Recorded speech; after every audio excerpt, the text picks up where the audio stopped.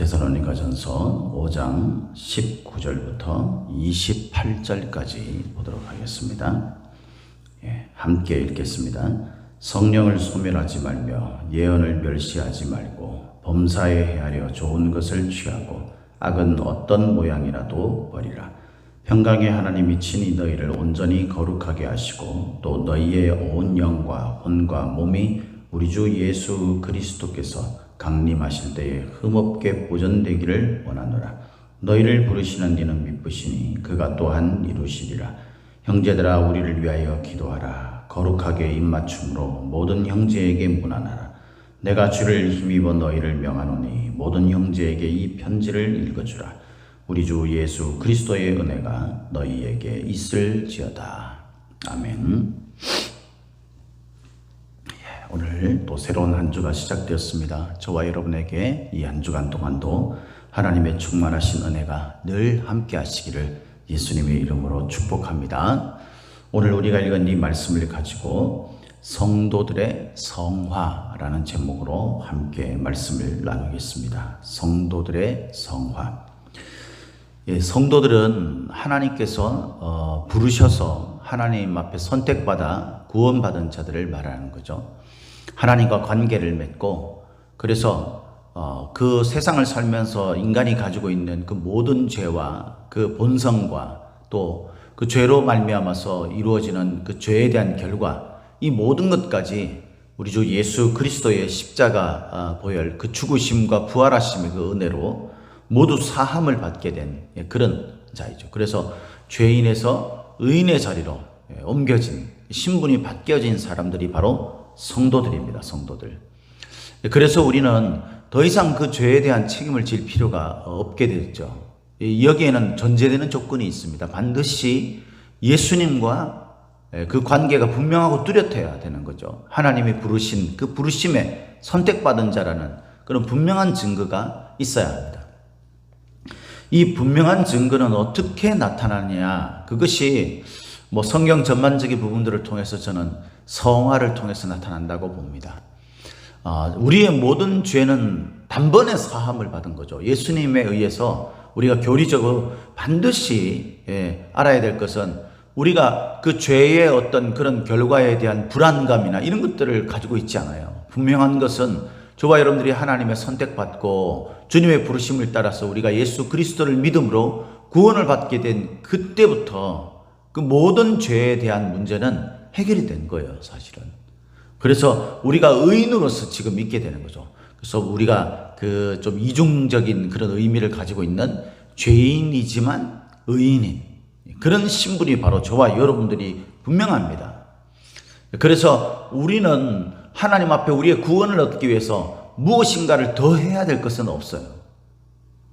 그렇지만은 이것들은 우리가 하나님 앞에 완전한 구원을 이루었고, 더 이상 우리가 하나님을 닮아가는 어떤 그런 그 영적이고 또 거룩한 그런 것에 대한 우리의 변화되어 가야 될, 앞으로 우리가 애쓰고 노력해야 될 부분들을 하나도 없다, 이런 의미는 아닙니다. 그래서 늘 구원의 여정 속에는 성화가 들어가는 거죠. 성화가 하나님의 부르심을 받아 선택받았다면 그때부터 우리는 성화되어져 가는 그 과정을 겪게 되는 거죠. 점점점 주님을 닮아가게 되고 점점점 주님께 가까워져 가는, 그것을 우리가 성화의 과정이라고 하는 겁니다. 오늘 본문에 보니까 23절에 이렇게 이야기를 합니다. 평강의 하나님이 친히 너희를 온전히 거룩하게 하시고 또 너희의 온 영과 혼과 몸이 우리 주 예수 그리스도께서 강림하실 때에 흠없게 보존되기를 원하노라. 성화의 완성된 단계의 때는 분명히 정해져 있습니다. 예수 그리스도의 강림하실 때이죠. 예수님께서는 반드시 저와 여러분들을 심판하시러 오십니다.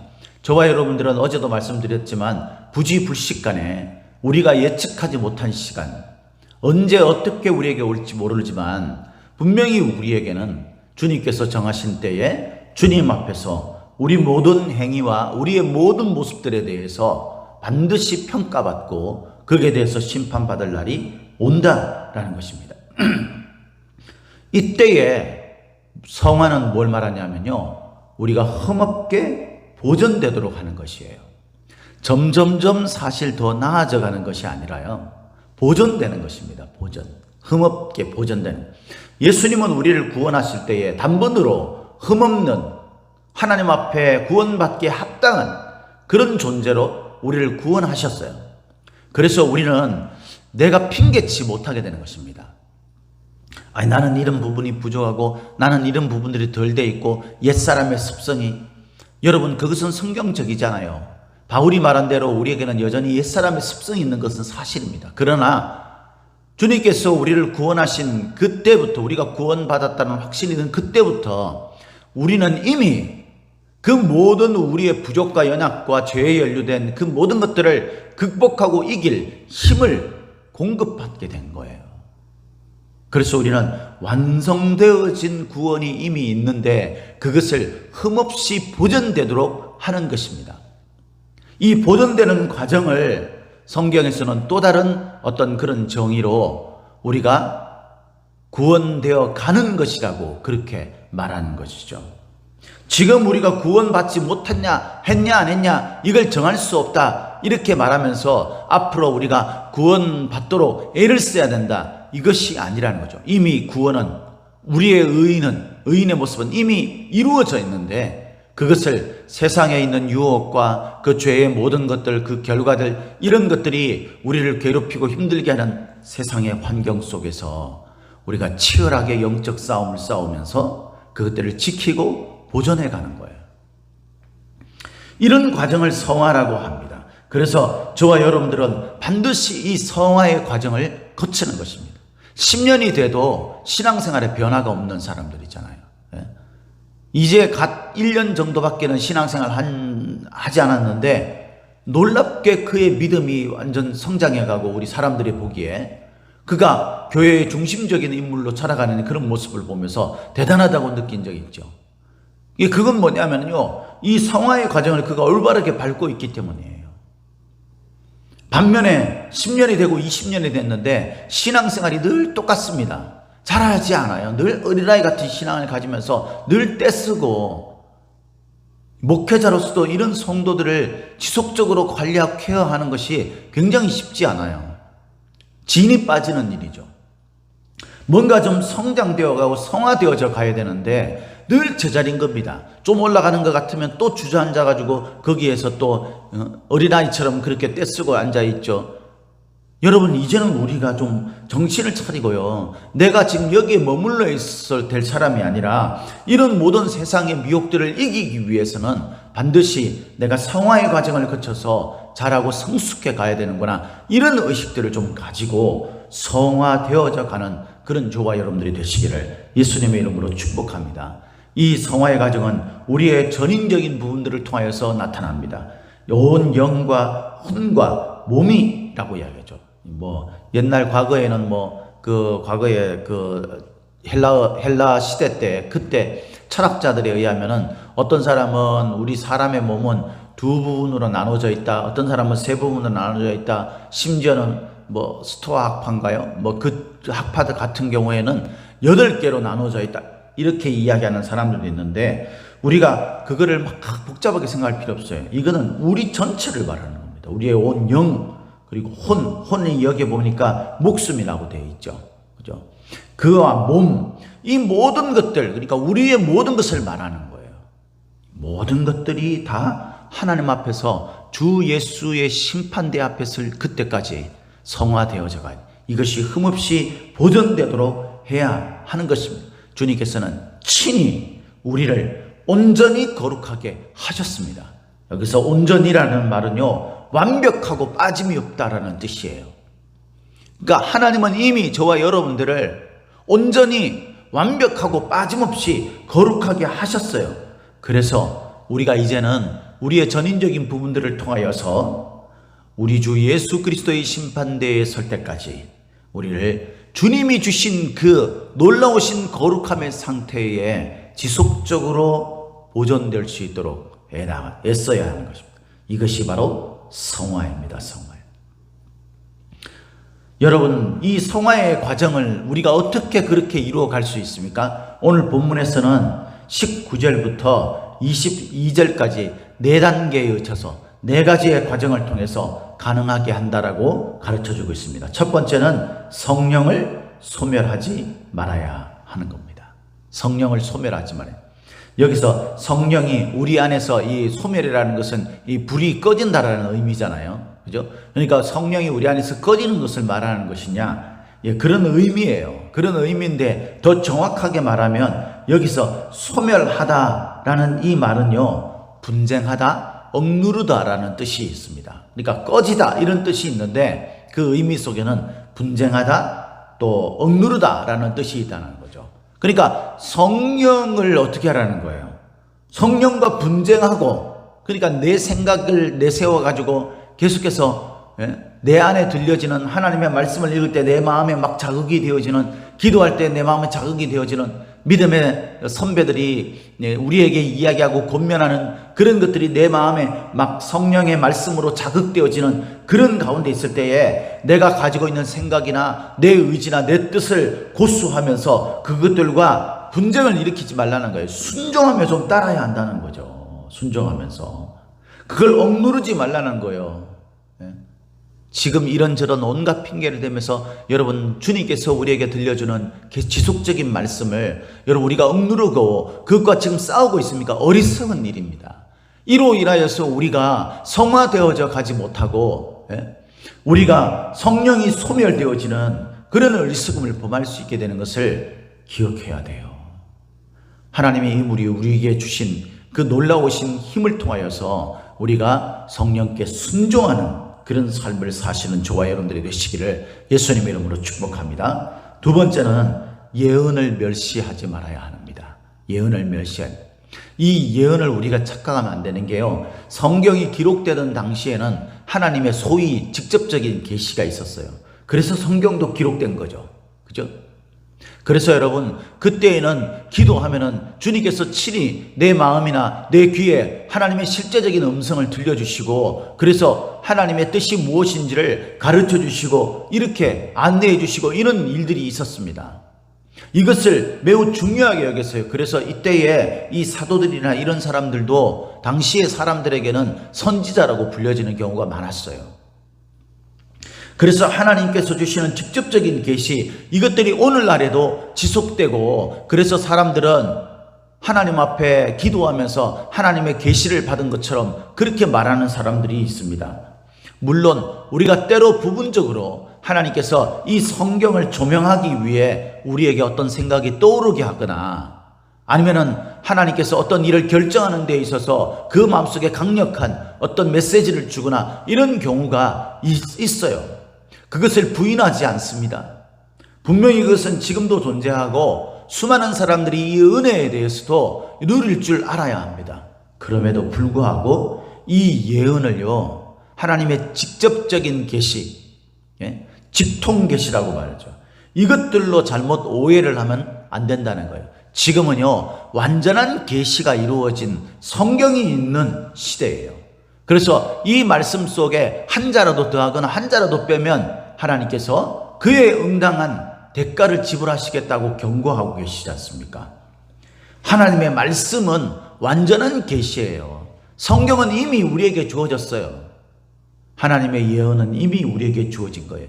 이걸 이렇게 적용을 할지 저렇게 적용을 할지, 이런 상황 속에서 하나님이 지혜를 우리에게 마치 예언처럼 주는 경우가 종종 있지만, 이 예언을 너무 우리 마음속에 신봉하는 나머지 하나님의 말씀을 읽지 않고 자기 마음속에 떠오르는 생각을 마치 하나님이 주신 계시처럼 생각을 해서는 안 되는 것입니다.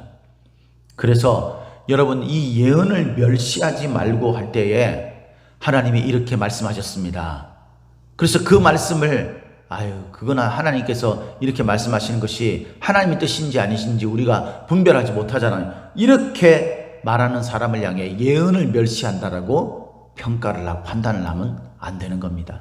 이렇게 예언을 떠벌리고 다니는 사람들도 절대 있어서는 안 돼요.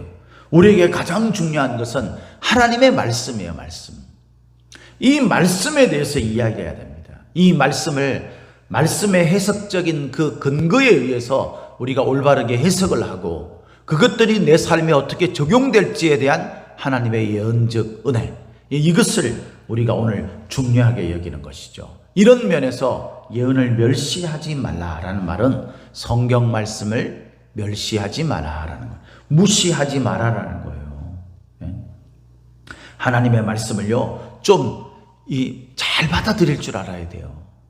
말씀을 좀 그래서 많이 읽고 이 말씀이 말하는 것이 무엇인지를 잘 모르겠으면 좀 잘하는 목회자나 이런 사람들한테 좀 해석에 대해서도 묻고 이래서 하나님의 뜻을 올바르게 알아야 하는 것입니다. 하나님의 말씀을 가볍게 생각하지 마십시오. 하나님의 말씀대로 세상은 되어질 것입니다. 마침내 심판받게 될 것입니다. 하나님의 말씀을 무시하지 않는 저와 여러분들이 되시기를 예수님의 이름으로 축복합니다. 세 번째는 범사에 헤아려 좋은 것을 취하고. 이 말은 굉장히 중요한 말인데요. 우리가 앞서 이야기했던 성령 또 예언, 이것들을 우리가 어떻게 판단한다고 그랬어요? 말씀을 통해서 우리가 판단을 하는 거잖아요. 그죠? 그래서 이 말씀들에 의해서 이 말씀, 성령이 우리와 함께 하시는 그 말씀을 통해서 우리에게 주시는, 조명하시는 이 모든 것들을 범사에 우리가 살아가는 삶의 모든 영역에서 판단을 하라는 겁니다. 판단을 해야 되는 거예요. 분석을 해야 되는 거예요. 이게 어떻게 되는 것인지 이걸 정확하게 판단할 줄 알아야 돼요. 구분할 줄 알아야 돼요. 이게 분별력이 그래서 중요한 겁니다. 늘 말씀 가운데, 기도 가운데 사는 사람들은 이 분별력이 제대로 되어 있는 거죠. 왜? 훈련이 되어 있는 거잖아요. 훈련. 손흥민 축구선수가 우리나라에서뿐만 아니라 해외에서도 아주 유명하고 지금 올해가 가장 아주 실적이, 성적이 뛰어나죠. 그래서 정말 세계 인류 축구선수로 그렇게 이야기되잖아요. 근데 여러분, 그 사람이 그냥 어느 날 자다가 일어나니까 그렇게 된 거예요. 그게 아니죠.